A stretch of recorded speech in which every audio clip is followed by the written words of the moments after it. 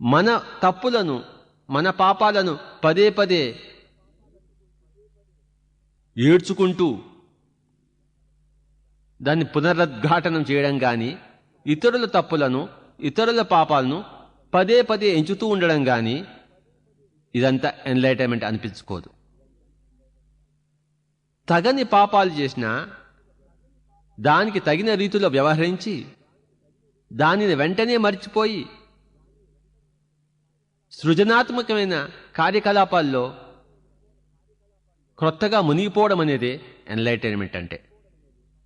అంతేగాని పదే పదే నేను పాపిని అనుకుంటూ పదే పదే నువ్వు పాపివి అని ఆజన్మాంతం వాడిని పీడించుకు తినడం అనేది ఏమాత్రం ఎన్లైటన్మెంట్ అనిపించుకోదు.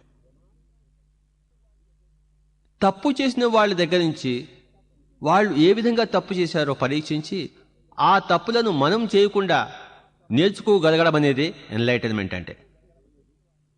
అలాగే ఒప్పు చేసిన వాళ్ళను పరీక్షించి వాళ్ళు ఏ విధంగా ఒప్పుగా చేశారో తెలుసుకుని ఆ విధంగా మనం కూడా ఒప్పుగా ఉండగలగాలి అని నిర్ణయించుకోవడమే అదే ఎన్లైటన్మెంట్ అంటే. అంటే ఒక ఎన్లైటెండ్ మాస్టరు అందరి దగ్గర నుంచి నేర్చుకోగలడు. పాపాలు చేసిన వాళ్ళ దగ్గర నుంచి, పుణ్యాలు చేసిన వాళ్ళ దగ్గర నుంచి. పాపాలు చేస్తున్న వాళ్ళ దగ్గర నుంచి ఎలా పాపాలు చేయకూడదో తెలుసుకుంటాడు. పుణ్యాలు చేస్తున్న వాళ్ళ దగ్గర నుంచి ఏ విధంగా పుణ్య కార్యక్రమాలు చేపట్టాలో తెలుసుకుంటాడు.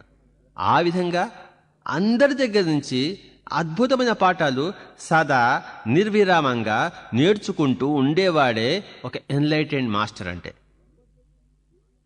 ఎవరి దగ్గర నుంచి ఏమీ నేర్చుకోని వాడే ఒక చీకటి బ్రతుకు బ్రతికేవాడు, ప్రకాశం లేనివాడు.